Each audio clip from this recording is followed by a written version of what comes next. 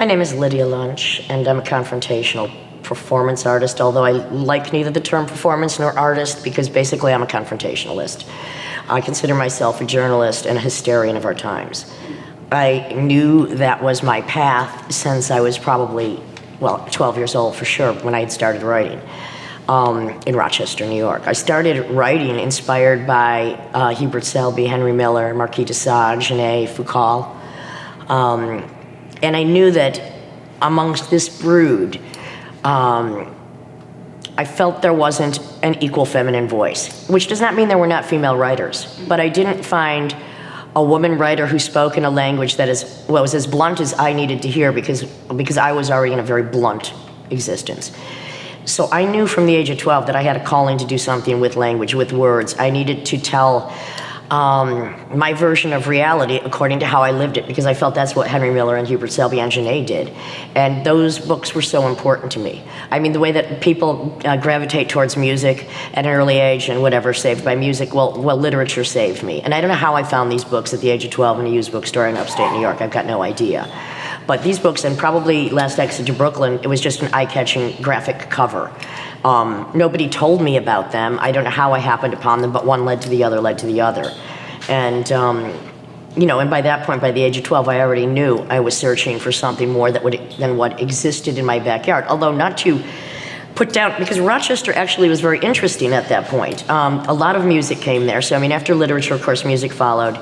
The classics that everyone, the Stooges, the Velvet Underground, David Bowie. David Bowie was very impressive to me, and I never really talk about him, and mainly because he was the first real changeling. And I think because I'm a musical schizophrenic, I think that just watching Bowie's progression, and the fact that also that he was one of the first to disavow his gender. He was like, that was very important, glam rock, for that. As somebody who always felt ill-defined by my specific gender from a very early age, I felt.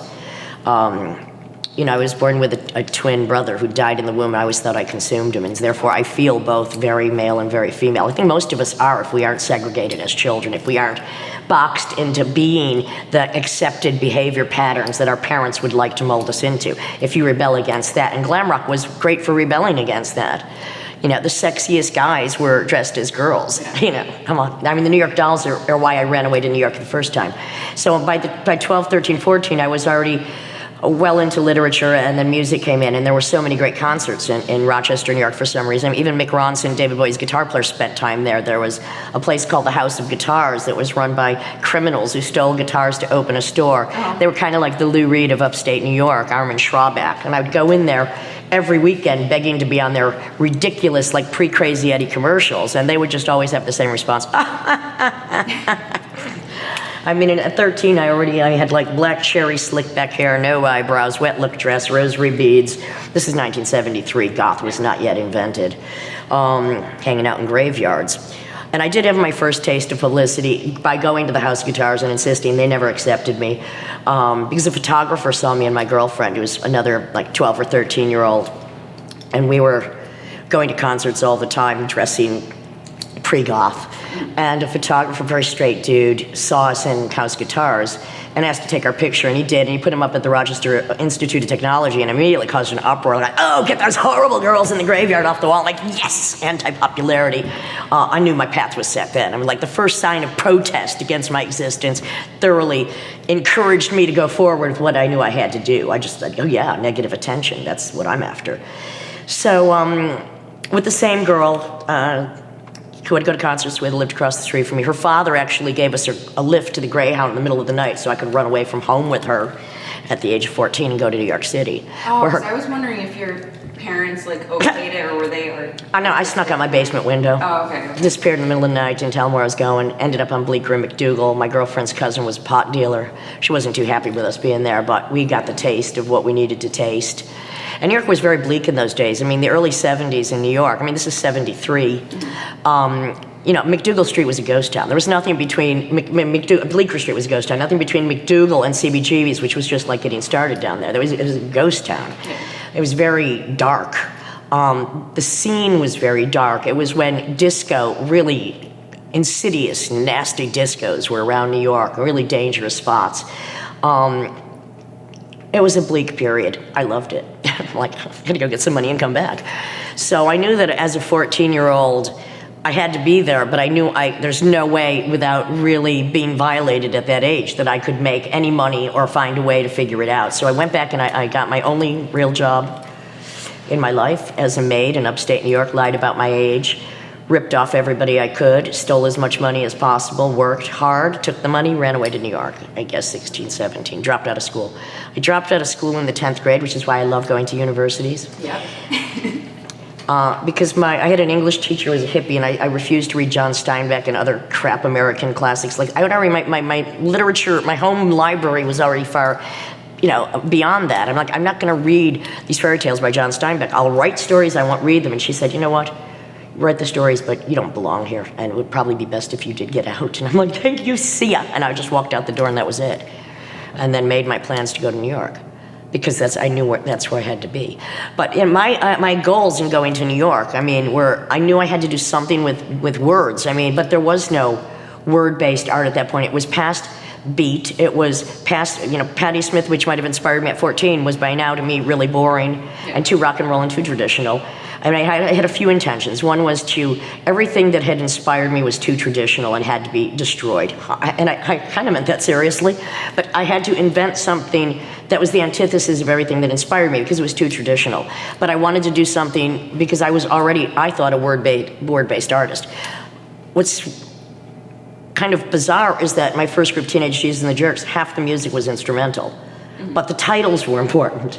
So even the titles, and even now when I do a photograph, the titles are important because every word matters to me. Not that you have to study every word, but words matter to me because they impacted me, they saved my life. Literature used to save people's lives before they became lazy and just started listening to music, much easier. So when I get to New York, the format, which was, now this is, post-glam. The first group I think I saw, I immediately went to this rock club that I had read about in some of the rock magazines. There was a band playing on stage. I picked the weakest looking one, the lead singer, attached myself to him, said I needed a place to stay. They lived a few blocks away in Chelsea, and he took me in.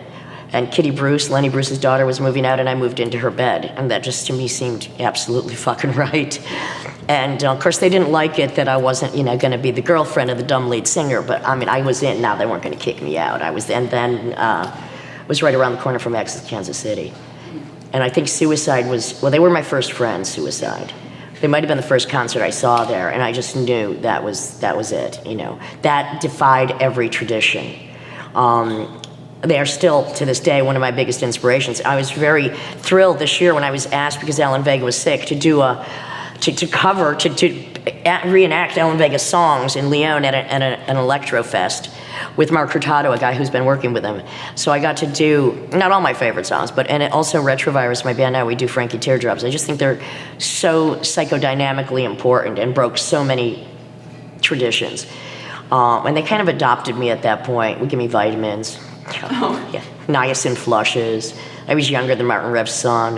Yeah. So, but again, so I'm there, and word-based stuff, it's not really, so I knew I had to get in somehow. I had to start doing something. And actually the first band that really, I saw Suicide, but the band that impressed upon me that I needed to start a band was the band Mars, which were also on No New York, because that was psychosis brought to the stage. And I think what defines no wave, or especially New York music at that time, from British punk rock, which, I had nothing to do with punk. I never did. I thought it was boring and ridiculous. I always did. To me, it was just too redundant.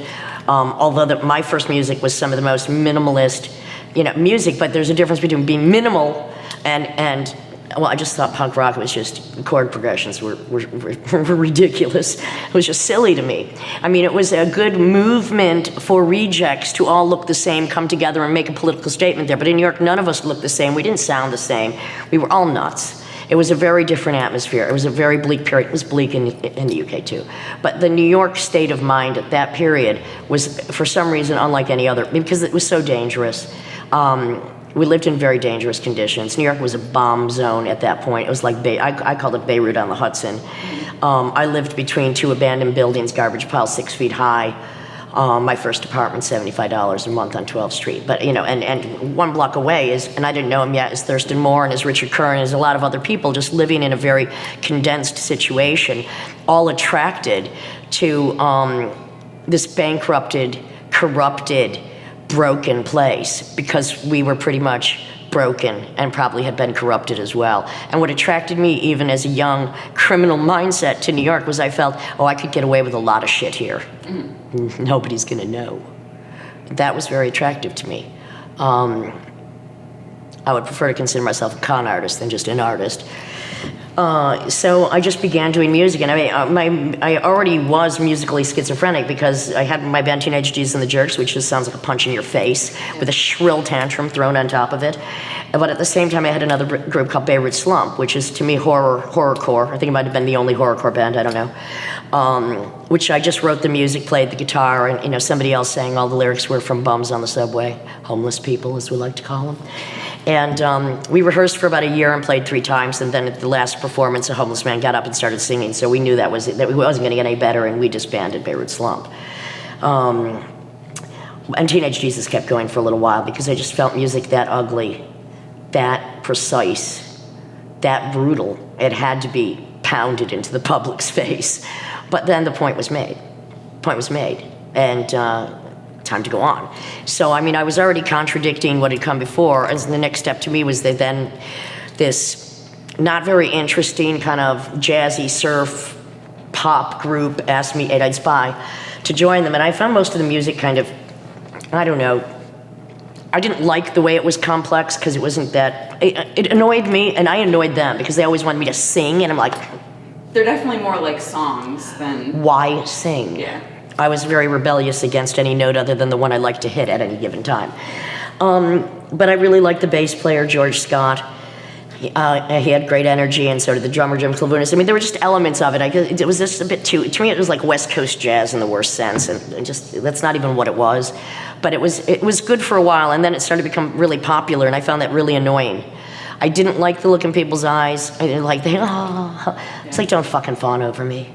It really annoyed me, and at the height of its popularity, I just said, I quit, I didn't like it. And also the music was just not, basically there was one song I really liked, and Retrovirus just recorded it 2 weeks ago, started doing it. And it's the most abstract song that Eight-Eyed Spy had. But anyway, to keep myself amused, at the same time I started recording my album, Queen of Siam. So already within this 3-year period, and thanks to Michael Zilk, I had Z Records. He really encouraged that. He understood when I said I wanted to make a record that was like nursery rhymes and big band. I was doing a lot of second halls and whiskeys and watching cartoons a lot, and that kind of made sense at the time.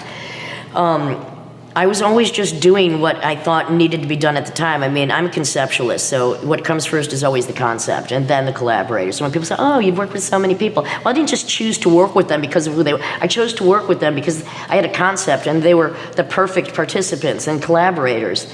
I'm very grateful for everybody I've ever worked with, and I think it was just natural for me to choose the right people for the projects.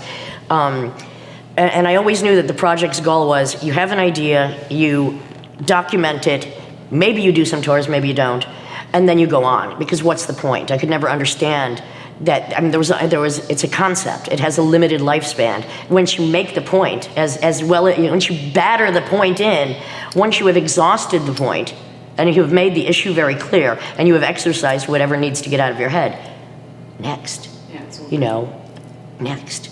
And Queen of Siam was interesting because Michael Zilka really understood what I was trying to do, and he was able to actually get to a big band leader who I absolutely hated how he bastardized his music. And I brought, one of my favorite musicians of all time was Robert Quine, who was with Richard Hell and the Voidoids. I think I was his first fan. This is how I see it anyway. I think after the Voivod's first show, I ran up to Robert Quine and said, "You are God." And since I was his first fan, when it was cute, he adopted me.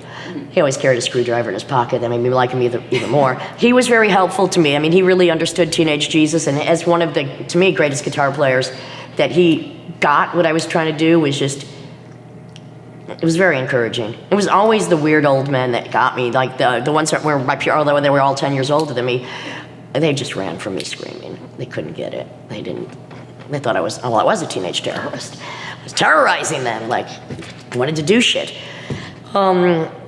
So, from there on, the pattern had already been established. I knew that that's what I was going to do. I was continue to, whatever concept, whatever aspect of my emotional disability at the time needed to be exercised, it had to come out in music, and that eventually worked. And by now it's like 82. I think that's, I'm not sure, but I think that's when 82, 84 is when I began doing spoken word, when I just said, all right, that's enough with the fucking music. We have to get to the point, and the point is this. And one of the first spoken word shows I did was called Daddy Dearest, because that was the fucking point. Yeah. And, you know, people were pretty shocked with that performance because, well, I'm really good at alligator tears, you know, I really like to wring emotion out of people because they need to be wrung out. I mean, that's the point. This is psychodrama. It's public psychotherapy. And people always were kind of shocked that that was one of the first things I came out with, but that was the fucking point. That was why I was creating it. And I wasn't only speaking, as most great writers are not only speaking for themselves, they are trying to find that universal wound. And you first have to really dig into it until it's so festered and poisonous that it's going to kill you if you don't cauterize. And I think that was, once I opened my mouth for spoken word, there was no fucking shutting me up. I'm like, yeah. And it was not a popular format, let me assure you. It was, there would be very short sets, mainly 10 minutes. I started organizing and curating events because who else was going to do it? So I started putting nights on at the Pyramid and other places, and would do very short sets because it's all people could handle. I mean, 10-minute maximum, because especially my style, like Teenage Jesus, was such an intense hysterical harangue. I mean, it was insanity. I look at some of my early performances, I'm just like, and I wasn't shot in the face. How did I get away with it? I mean, I could get away with it. What are you gonna do to fucking stop me? Yeah. It had to be said. And you know, and a lot of it was very considered male bashing, racist, sexist. I was using the language of the enemy to try to exercise my own demonic possession. There had been no precedent for that kind of aggressive spoken word before. It just didn't exist. It doesn't exist. But like with the music, when you start at such a hysterical level, I mean, you can't go more hysterical. I had to find a way to finesse it, to sophisticate it into a way, at least beginning more seductively, so you can pull them in. I mean, it's, you know, a kiss before kill. And, you know, that took a while just for me to bring my own hysteria down. And especially if you know it's only, you got 10 minutes, you're gonna go in and you're gonna fucking start battering. It's gotta be said.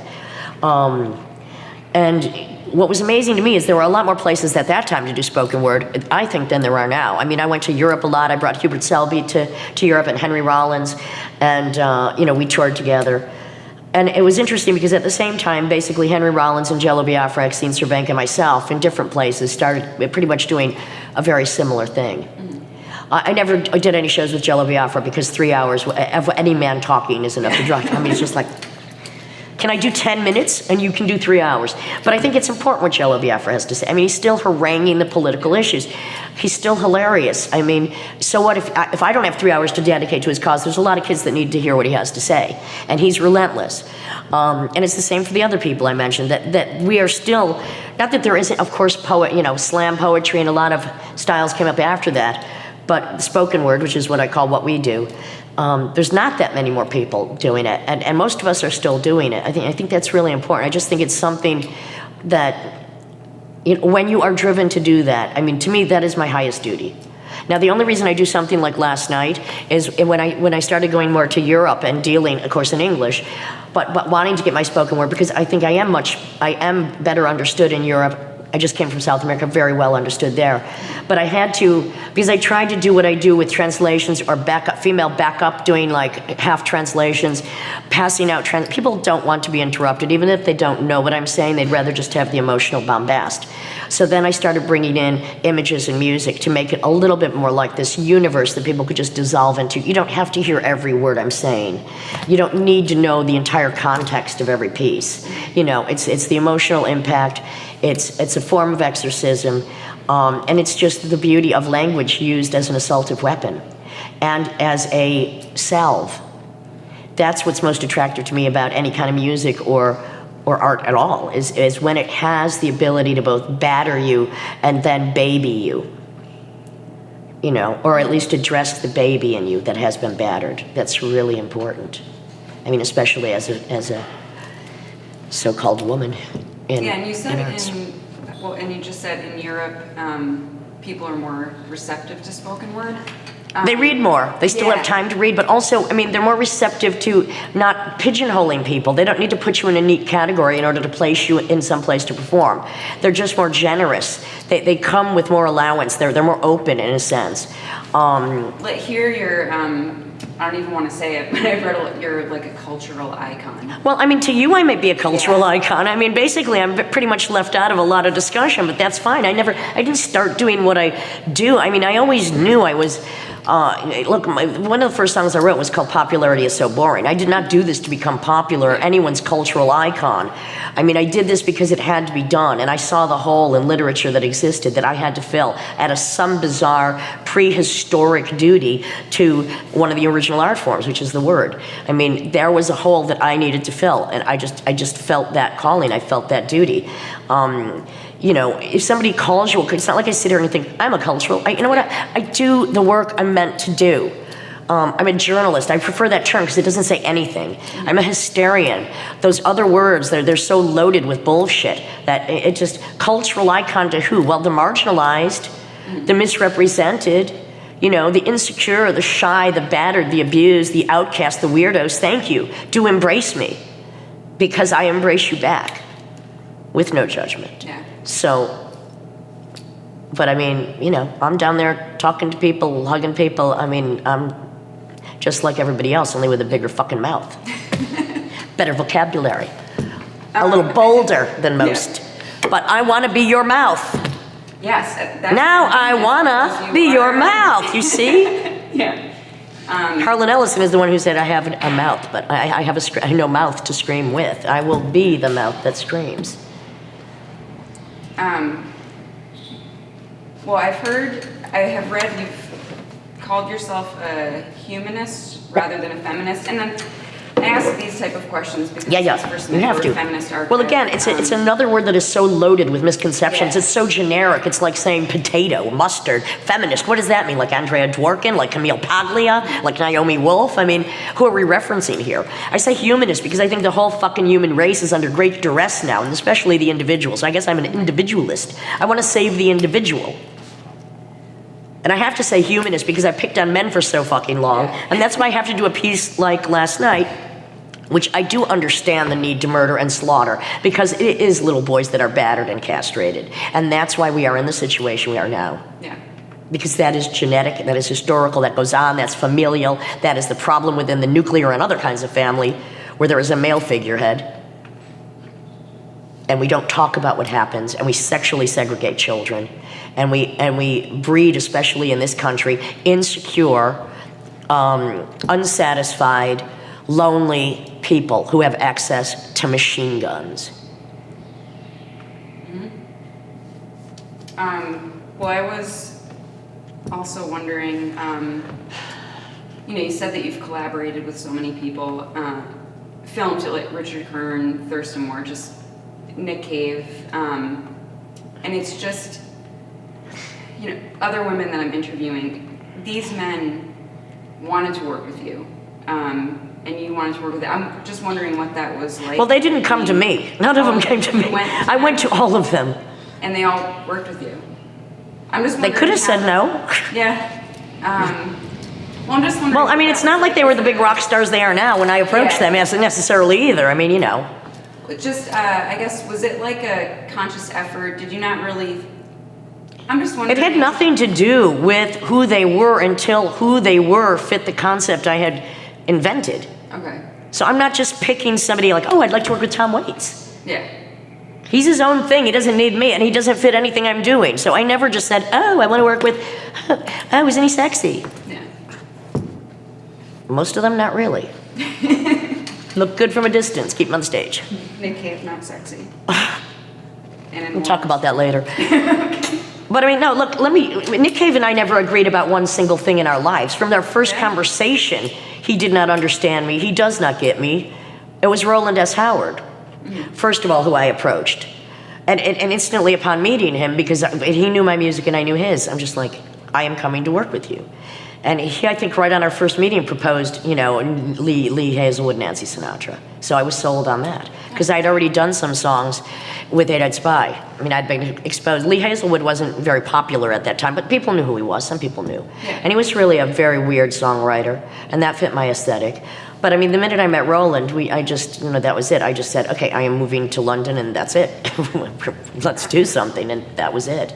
But Nick Cave and I did not agree on one thing ever. No. Of course, it's really hard to agree with anyone when your main focus is on writing notes that big in a notebook like this, and you're on speed or heroin all the time. Yeah. I had a lot of prejudices because I was not a junkie, which is a very weird thing. Oh, Yeah. Not that I'm against drugs. I love drugs, done in the right way with the right people. Because I was never an addict or fucked up on junk, I had a lot of prejudice labeled. Like, I'm supposed to be suspect because I can handle my drugs. Because I didn't like heroin, I'm suspect. That was kind of a Nick Cave thing. Oh, I didn't. Oh, yeah, a lot of dark secrets there. Yeah. It was kind of a New York thing, too, because a lot of the people I worked with there also had heroin problems. So I was the suspect one. Here I am, keeping it all together, and I'm suspicious. Weird. Anyway, I still don't agree with Nick Cave on anything. But we did. Still don't? But we did write 51-page plays, turned into a very nice comic book called Asphyxiate. Yeah. Now, the artist that approached me, actually, Mike Matthews, who did the illustrations for this comic that I did based on these 51-page plays with Nick, he either committed suicide or was tossed in the Thames River not long after the comic came out. He thought that there were witches after him. I said, why would they be after you? They could be after the Queen of England. They could be after anyone. But either his paranoia or his reality caused him to end up in the Thames dead. I was listening to the record we just recorded with Weasel Walter and Retrovirus, and almost every song there are dead people on it. It was kind of sad.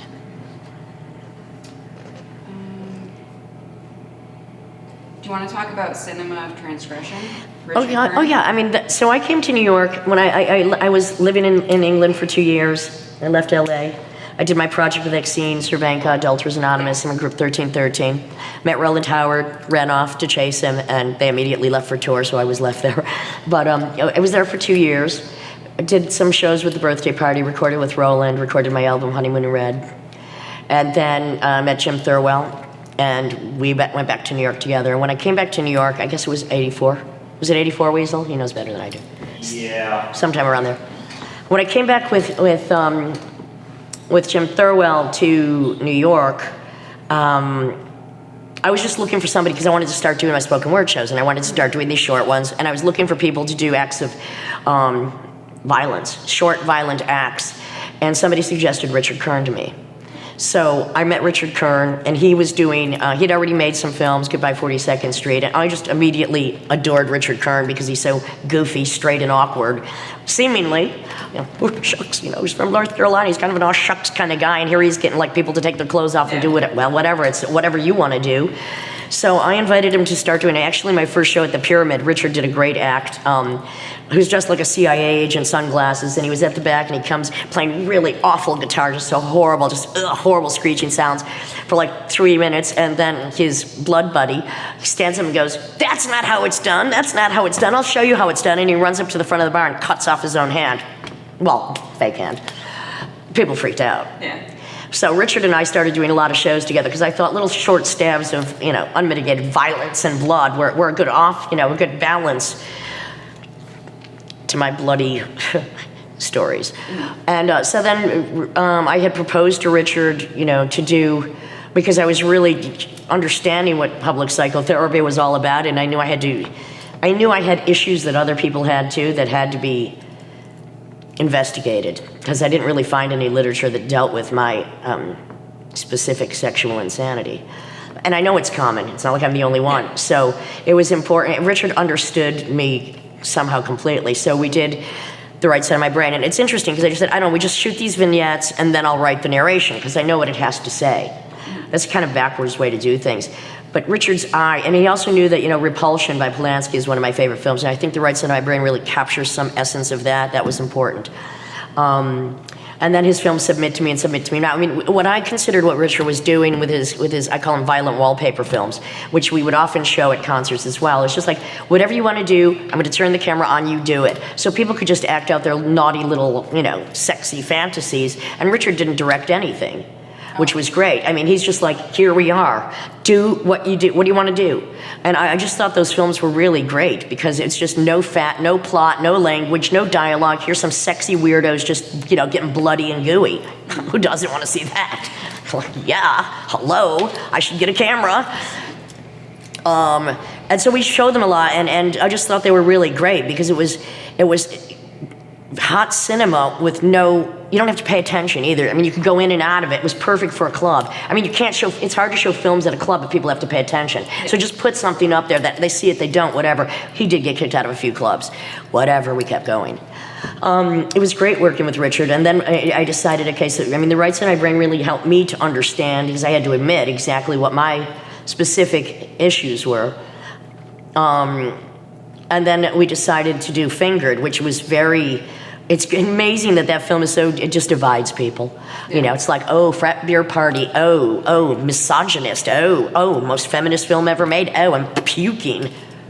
I just wanted to make a film that documented a certain kind of my insanity. Most of those incidences really happened with the person I filmed it with. And basically the whole point is in the final punchline is that, the victim becomes the victimizer, and you have to understand that. And you have to I was always trying to jump off the cycle of abuse that I was bred into.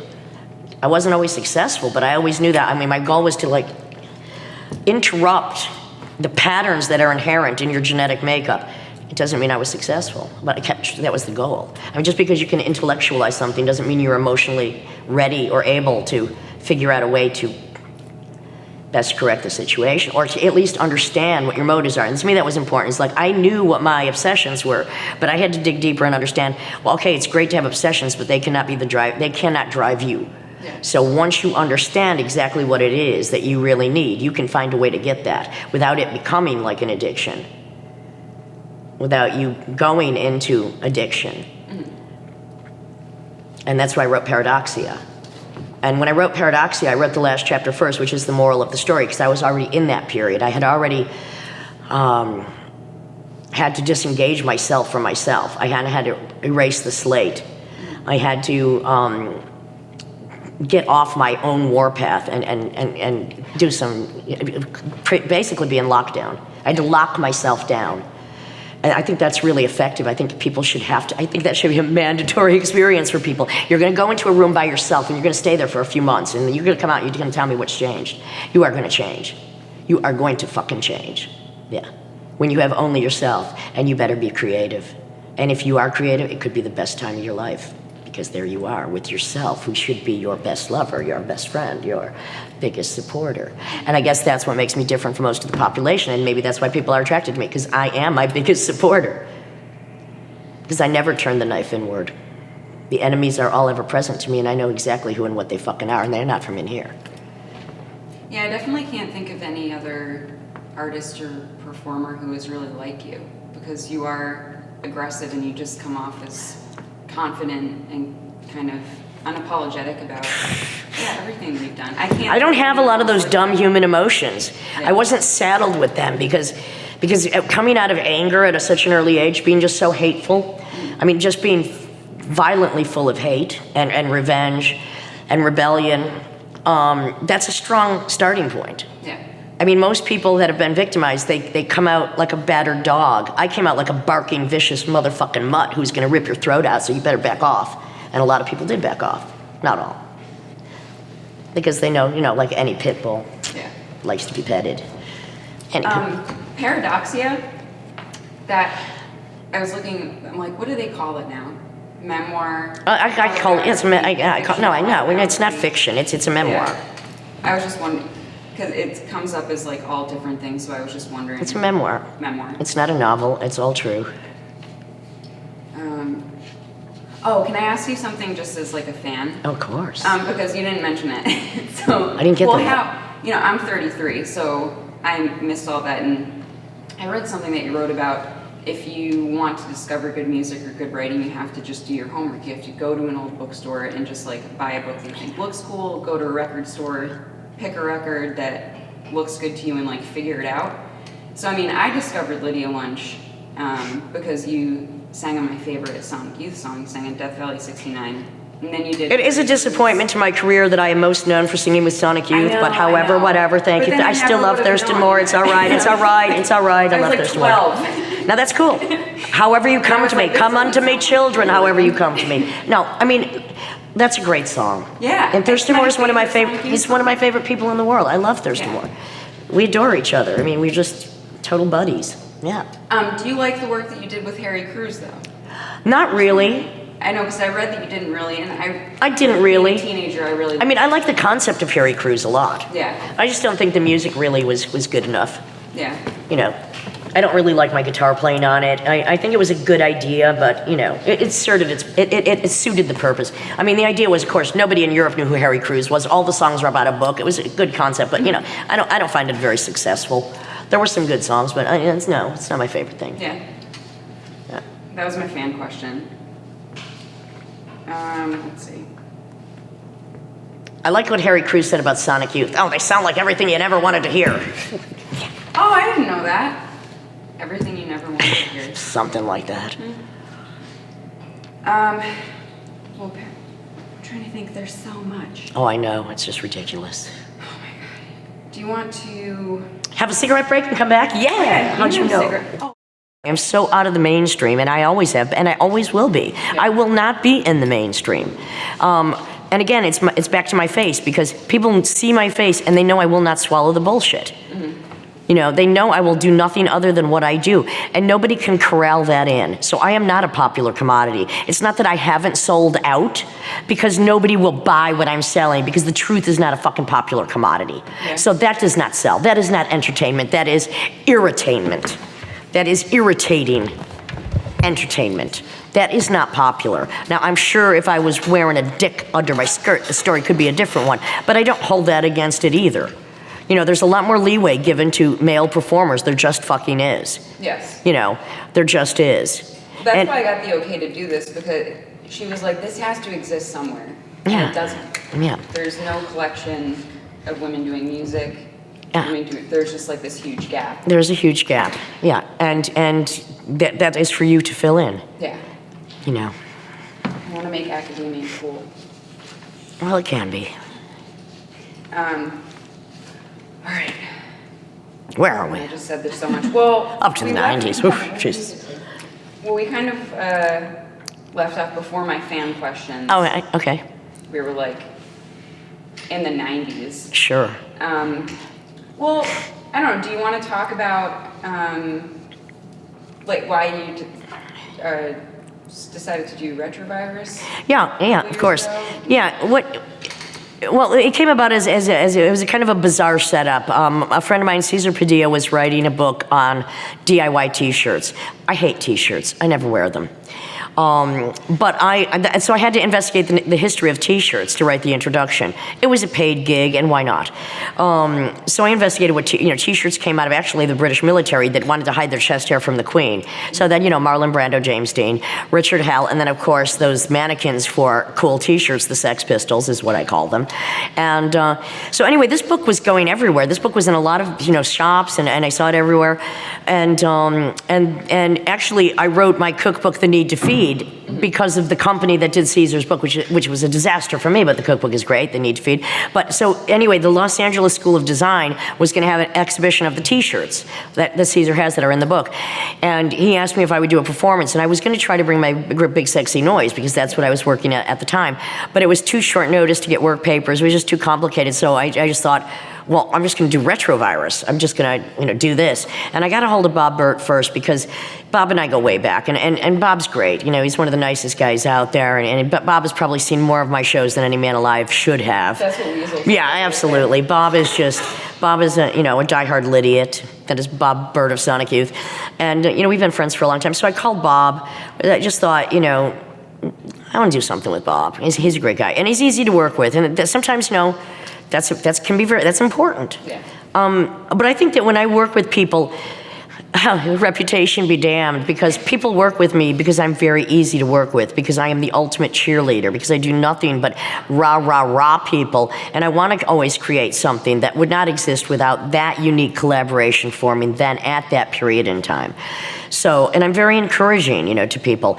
I mean, that's why I can collaborate sometimes with the same people over and over again, or that's why people will work with me, because they know it's going to be, I think that inside creation, all bullshit should be exiled. So when you're working on a project, that's the sacred zone, that's the safety net. You want to go inside there because the bullshit does not enter, at least in my way of creating. That's where you want to be. That's the fucking church, right? That is the church of creativity. Bullshit be gone. So I'm very encouraging, and I have to work with collaborators. First of all, I'm not a musician. I need people to play the instruments. I need them to write songs. And so I thought of Retrovirus, and I went back, and actually Retrovirus was the intro I wrote for Thurston Moore's book on No Wave, New York Underground. Okay. And so then I contacted Algis Kizzy, who was in Swans, because I'd worked with him before. And we had a list Bob and I made a list of like 15 guitar players, and just like, it's very complicated, because although the music is pretty simple, it has very diverse, it has to have an emotional impact. And especially if you're going to do some Teenage Jesus songs, that eliminates a lot of people. One of my favorite fan moments, because I really don't give a shit, the applause is not what I live for, the emotional impact that I know is going to penetrate your psyche is why I do what I do. That's why I discourage people, especially in spoken word, from applauding. I just don't want to hear that. But I do love when I did the Teenage Jesus reunion with Thurston Moore and Jim Sclavunas, that is the Twin Towers in Building 7, as I like to call us. I love it when the metal guitar players come and kiss my ass. They're like, oh my God. I just love it when metal dudes are like, oh my God, your guitar playing, because I just laugh. I love it when Glenn Branca, never a friend of mine, dropped to his knees backstage at the Knitting Factory and said, you are a rock star. I said, get off your fucking knees. No, I am not. And I don't need 23 guitars. I need one. Thank you very much. So anyway, we had a list of guitar players. The one I contacted Paul Leary of the Butthole Surfers, who I had seen the Butthole Surfers. They were friends of mine for a long time. I love Paul Leary. I think he's an amazing guitar player. I love the Butthole Surfers. And, Paul Leary has been one of those boys on his knees, screaming about Teenage Jesus and Beirut Slump, quoting their lyrics, blah, blah. Oh, it changed my life, blah, blah. And I had told Paul Leary I would get a hold of him eventually, but when I did, he said he wanted to just sit on his ass and wait for the checks to roll in. So then I contacted my friend Chris Connolly, who had played in Ministry and various other bands out of Chicago. I knew he wasn't the right guitar player, but maybe he had some advice. And I don't know if it was him at the same time or Weasel actually volunteered. He heard the word was out, and it was very cute because he sent me an email saying, I play guitar too. I had seen him play drums. He goes, just ask Thurwell, he saw me. And so I, asked Thurwell, I asked Chris Connolly, I'm like, I know he's an amazing fucking drummer. And I was like, all right, good, yeah. So we talked, and I'm like, all right. I knew he was in no way fanatic.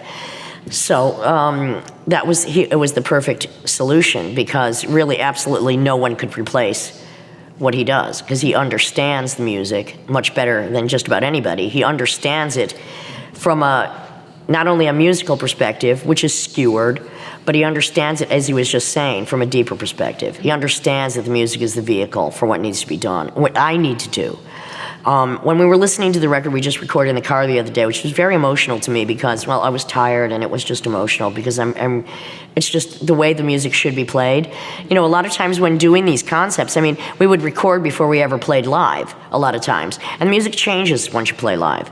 And the document was the most important thing, but hearing all of the collection of songs, and Weasel chose a lot of the new songs that we're doing. They're not new, they're new old songs that we're doing. And, they're very emotional songs for me. A lot of them are from, I've had many dark periods. My music is dark. And he quoted me, and he said, you did, in Limbo, you did want to make the most depressing record ever made. I'm like, well, I guess I succeeded. And, playing some of those songs now, it's very emotionally racking for me, because even though I'm not in that place now, a big part of, my trauma zone is still wounded in that way. There are other zones which take precedent in my daily life. They have to, otherwise, I'd just be too morose. But I had to go to those dark places because I'm not the only one in them, and that was the state I was in. And the amount of lyrics that deal with physical discomfort and death and tragedy. It's just a roadmap to the emotional universe that I do feel it is my duty to explore and to speak for other people, who have suffered similar afflictions. So when, people paint their little picture of me, however they want to paint it, the naysayers, the snarkers, that they don't get me does not offend me. It actually brings me great joy. I've always taken a lot of satisfaction in knowing that so much of what I do is over. I'm not saying that it's over people's heads, but for instance, spoken word like last night, I know that there are images embedded in those lyrics that you are going to stick in your head and you're going to not hear what I'm saying in the next. That is my orgasm. That is my artistic high point. Now, it's not the same image every time for everybody, but I know I am parlaying images that are going to freeze your brain for that moment, and that's transcendence then, because you're lost. That's where I want to be when I see music. I want to be disappeared. I want to get out of myself and go someplace else. I want to go to this other zone. Again, that is the religion. I have goosebumps just talking about it. He's taken me there in his music. Once I saw a show with Weasel Walter, and is it Jack Blum? John Blum, who's an amazing, he plays the piano like a cross between Cecil Taylor and a jackhammer. And I saw a performance, it was me, 20 bearded fat guys in flannel shirts, and Weasel and John Blum at this shitty place in Brooklyn. I wanted to get up and dance wildly like some psychedelic 60s freak out, but I was already enough of a spectacle just by being there. But this particular concert, for some reason, I literally blacked out 3 times. Like I was not here. So there's no words. I never listen to music that has words because there's enough voices in my own head, but this music, that's what music is supposed to do. That's actually what some psychedelia did, because it was so weird and complex and long and hypnotic that's why it was, at the time, acid and psychedelic music made a lot of sense because you wanted to get out of your mind. You wanted to get out of your body. I live very much in my body. So I want things that take me out of that or take me really so deep inside it that I can have cellular change. That's a really hard order to summon. But as a full-blown hedonist, you find methods. When you embrace pleasure as I do, you will find a way to disappear into another zone where nothing exists except for the absolute ultimate rebellion, which is pleasure. That was the punchline of what I was saying last night. Yeah, and we were kind of just talking about it off camera too. What's different about you too, in a really positive way, is that, you said you would rather play a show like this than play for like 1,000 people. And that's just been like this steady, oh my God, what's really funny is I think we were talking about it the other day, is like in the 70s, people talk about teenage Jesus, and they talk about you in the 70s and 80s. Like when there were 20 people at my shows? Yeah, and that festival, when the Eno comp came out, right, there was like a no-wave festival or something, right? And you said there were like 30 people there in some interview. Yeah. So, retrospectively... Well, I consider myself a salon artist. When I think of, when I go back to, one of my ultimate... my favorite performances are in a living room, usually one-on-one. But however, I love a living room with 30 people. I love to do house readings. That was the perfect size audience for me last night. Why more? I want to be able to look into, you see I'm looking in people's eyes. Yes. I'm touching them. I'm doing a very intimate thing. I want it to be an intimate experience. That's why people come to me. That's why they come to me. That's why I want them to come to me. And if you can't handle this kind of intimacy, just check the fuck out. And that's why a lot of macho dudes cannot handle it, because they don't want to go that deep or that hard or that soft. Mm-hmm. They don't want to go there. And that's why the sensitive boys come. And that's why the hard girls come. Yeah. Because they need somebody to reach inside to that gooey center, which I know where it is. Do you still put out your own records? You started your own... Well, yeah, I did Widow Speak, but that was just a way of using various distribution companies to keep my catalog alive for a while. But right now, so much is on download, which I'm happy for. I never started doing this because I thought I was going to sell records. I can't believe I'm still doing it. And, that I'm still doing it. Okay, my fan base has not expanded very much. I just go to more cities than I used to. You see, this is 37 years later. I have, 100 people? Thank you. That's all I need at a show. Yeah. I didn't start doing this to be popular. I didn't start doing this because I thought I was going to sell records. I'm happy people can find my shit on YouTube and download it. But right now I cut back the back catalog because there's just no need to have all that physical stuff. I'm going to do a Bandcamp thing and put a lot of the stuff on there because people, if they want it, they can come to it. But having the actual physical thing is so outdated now. I want people who, I want somebody who's like lonely and sitting in Bucharest and read about me in some article or saw Angry Women or whatever, or heard the Sonic Youth Death Valley 16. I want them to have access to my stuff. If they come to me, I want them to be able to get as much as possible. That's why it's important for me that I've been doing this, compiling my archives, because I want it someplace safe and digitalized now, so that it's not left, that burden is not left. Because I'm not planning on dying tomorrow, but it's a possibility we all have to face. I just want to be prepared because I don't want to leave that shit for somebody else to clean up. And I mean, I've always thought it was important. I am the one shitting in the face of history. That's how I view what I do. And that shit must be done. And it has been. And I have documented it. And I don't know who's going to be the bearer of the burden of the weight of that. But I didn't do it. I did it because I thought it was going to be important to some people. And when somebody tells me at 13, at 14, at 15, at 16, I found whatever they found, and they come to me, and I don't expect everyone to know the breadth of what I've done. I mean, the thing is, why I feel I'm the most successful artist has nothing to do with my bank account. I've been homeless so many times in my adult life. Right now, I'm nomadic. I'm not, whatever. If the price of being true to my nature is to be nomadic and to be homeless and to be fucking poor, well, so many of my heroes have had to live the same life, and I am willing to take that chance because there will always be someone that will help you. I figure they should, because I hope that's what I've been doing. That's why I do what I do, because I know it helps people. It has nothing to do with the details of my personal trauma. That's irrelevant.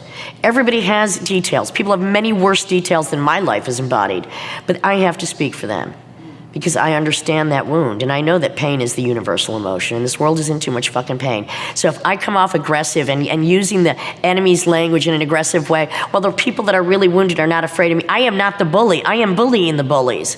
And anyone that knows what I do knows that is what I do. I'm not there to bully you. If you think I'm bullying you, it's because you can't fucking stand up to be who you are. Women are never afraid of me. Or they might be afraid, but they still come.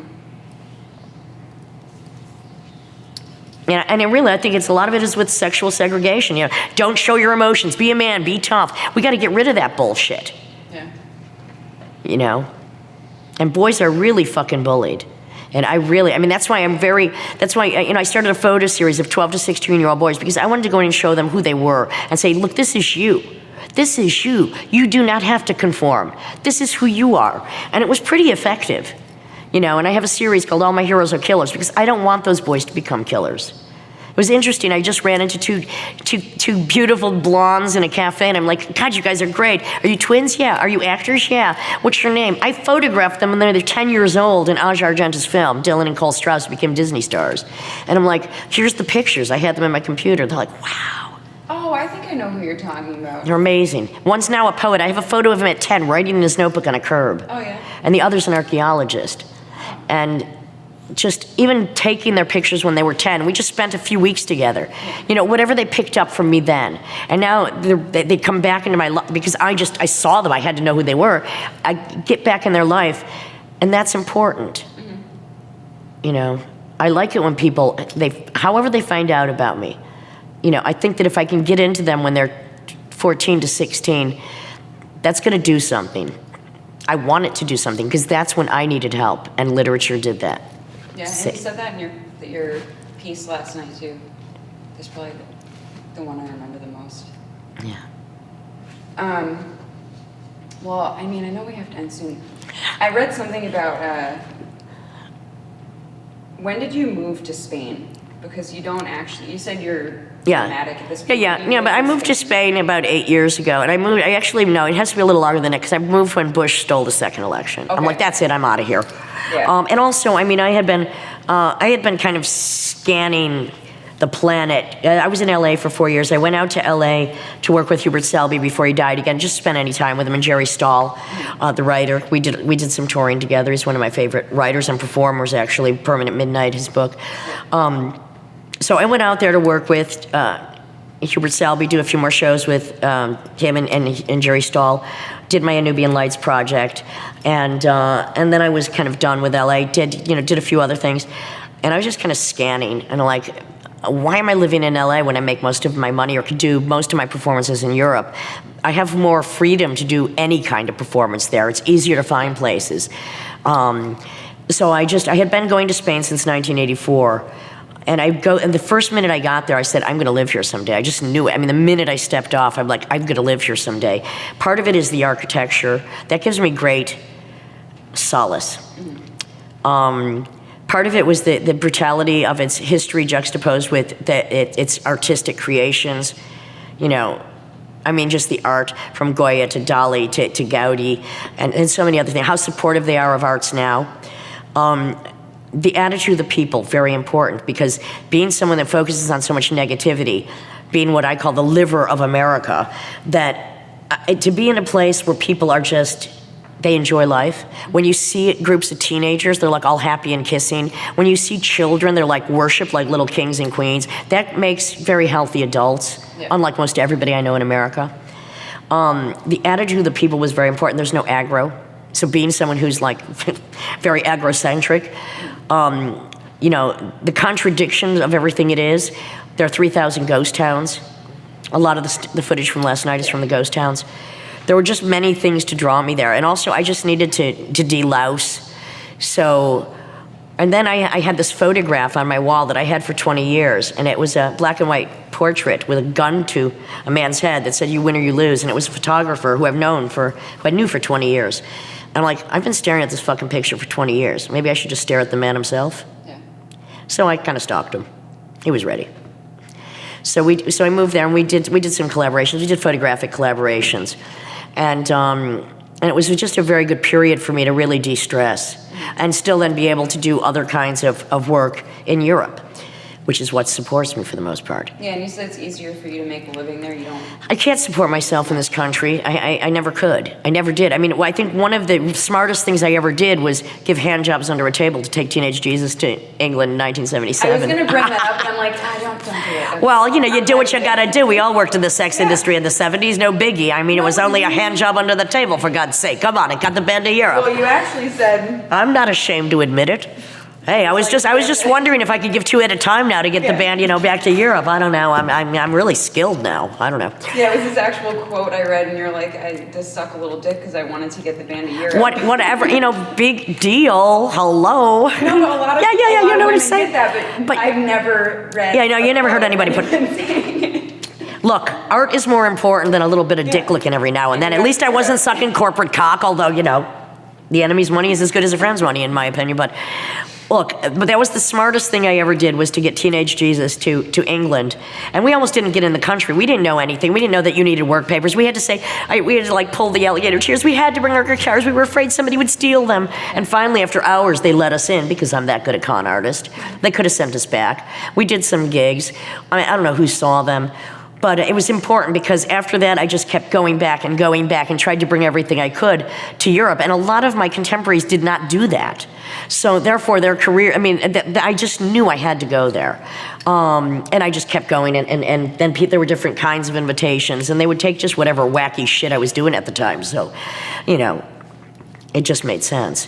And there was no reason to live on the west coast of America when I'd have to go to Europe to make money. There was just no point.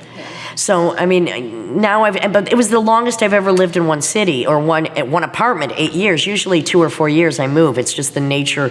I move for different reasons: economy, architecture, collaborators, sick of the place, want to go someplace I don't know anybody.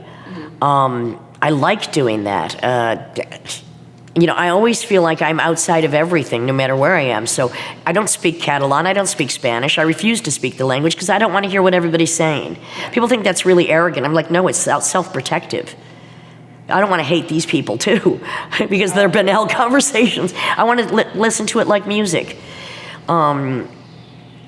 Yeah, so I mean, it's really served its purpose. But now, in the last 2 years, I've been rather nomadic, and part of it is a rebellion against being in one city in one apartment for 8 years. Which the 4-year mark, I was having a neurological itch that was literally eczema was forming. I'm like, I gotta get out of here. But I wanted to stop my own patterning, so I said, okay, I'm not going to do that this time. All right, so it's the normal 2 to 4 year itch. No. I don't know if that was a wise move or not, but here I am now anyway, so it doesn't really fucking matter. Yeah. No, I read that about relationships too. Like you move a lot, and then also relationships. Well, there's a natural chemical reaction that, I mean, if you want to be scientific about it, I mean, that does take all the romance out of romance, but if you want to look at it from a neurological point of view, which I do, as someone who talks to her cells all the time, I mean, there are chemical reactions that happen, and they do have patterns, and they do last for a certain amount of time. It's like the same way that a drug has you do ecstasy, it's going to last for about 8 hours. You smoke a joint, you might be high for 2, depending now, it could be 4 hours. But like any drug, love is a drug, and, unless you really know how to finesse, and sometimes in advance, you know what the span of that is. I mean, I did. I often knew what the span of a relationship was. There was no insult to that person. I was quite honest. I'm like, I'm going to be here for 2 years. This is going to be great. So let's make the most of it. What's wrong with that? If you know and you're honest, of course it's heartbreaking. But what do you get in those 2 years is glory without any bullshit. And there are different trajectories. I mean, I'm not an expert in this stuff, but I only know from my own patterning. I mean, I've studied my own patterning. And I know there are 2, 4, and 7 year patterns, and then there are some things that defy that pattern because they start somewhere else. So, I mean, I think that people are really fucked up in relationships for a few reasons. One, they're always looking for the perfect person to solve all of their issues, which they came with fully loaded, which is, I always felt, it's a responsibility you should not burden someone with. That's why I used to have 6 boyfriends at once. Like, you want to just spread the trauma over a vast terrain, and maybe nobody will get hurt. Of course, they all did, but not really. They didn't. Actually, when I had 6 boyfriends at once, everybody was having everybody was having a good damn time, except the man I was living with. He wasn't too happy, but oh well. Sorry, really, I was terribly sorry about that. For me, I just didn't feel it should be any one person's responsibility to bear the burden of who I am. And I don't think that's a selfish thing. I think it's a generous thing. I just felt it's not fair. And that's the opposite of how we're fucking brought up. We're trained, oh yeah, Mr. Right. No, bullshit, Mr. Right. Yeah. What about a dozen Mr. Wrongs? How does that feel? That could be good for a short period of time. You know what I'm saying? Mr. Right. How much of a burden is that to place on any one person? That they're going to solve your problems, fill all your needs, understand your desires, correct that traumatized person. That's not fair. It's not fair. That's Sleepless in Seattle. Yeah. Well, that's why I guess I never sleep. That's why I guess I do 4 hours a night. I got shit to do. But I mean, I just think that we are inbred with so many emotional handicaps that lead to a disappointing reality. And I think that's why it's for me, it's always important to say with women that we have to regain pleasure, because it is the first thing they steal from us. Don't do that. Be a good girl. Smile, act nice. Don't be a bull fucking shit. Be who you are and know what you want and then get it. Why not? Why not? Can't we just be honest about things? I mean, and I think that's the downfall of a lot of relationships. People just find it really hard to be really honest. Yeah. And it's not always because they don't want to spare the other person. It's because they're too embarrassed to admit. And that's also, that's terrible, I do, as a performer, I'm just, and I read somewhere, I don't remember where I read it, that you actually need a lot of solitude and quiet. Yeah, I never listen to music. Yeah. I hardly ever listen to music. That's surprising. I do like to be alone. I mean, I have to pretty much sleep alone. It's very hard for me because I don't sleep much. It's like I call it the Goldilocks effect. Like you need 3 or 4 beds, you can wander from one to the other. I like quiet. I wouldn't call it meditation what I do because I don't prescribe to anyone, but I have to vegetate. People don't believe that. I say, I am the laziest girl in town. They're like, oh, right. But the thing is, I have to be really lazy in order to have the energy I do to do what I do. And sometimes it may appear as a vegetative state, but I mean, other things are being repaired. Just because I'm quiet, I'm not watching TV, I don't have the radio on, I'm not listening to music. It's like all that shit is just distraction to me. That's distracting from what really has to go on. I have to do a lot of reparation, you know, and sometimes that just means lying down quietly by yourself and not reading and just emptying out the premises. As I consider this a hotel where many monsters live, sometimes I just have to tell them to all go away for a while. There's no one to play with. And that's good. I have to do that. It's very therapeutic. I think, and you know the quote, the hardest thing for people to do is to sit in a room alone with themselves quietly and do nothing. Well, not for, this is my mastery. Very Zen. I don't even consider it that. But I think it's part of why I have the constitution I have. You know, because I can sit quietly alone and I don't need to fill every minute with distraction. I need to just decompress. It's not even meditative because it's just an emptying out. You know, I mean, I'm completely over emotional, oversensitive. I mean, I appear this, you know, yeah, I'm fucking tough, but I am extremely wounded by everything that happens in the world. I mean, I am extremely wounded by man's stupidity, by his selfishness, by his greed, by the brutality that has no end. And at the same time, I have to embrace it because, again, the patriarchy is full of shit. It's stupid. It's homicidal. It's genocidal. It's greedy. It's selfish. Oh, really? No kidding. Yeah. It has to change. It's funny because I was just inventing a new character yesterday. I was like, fair cunt. I heard about that, yeah. And because I mean, one of my big mantras used to be, it has to be the end of the white man's revolution. It has to be the end. It has to be the end. And this is just not working. It has not worked for hundreds, if not thousands of years. Yeah. So I will continue to scream into the face of that which is wrong, of that which is abusive, and of that which there is no justice in, and that is this fucking world as we know it now. So therefore, I guess I will always just keep talking. All right, and yes, you have your show tonight, and I'll see you on the 15th.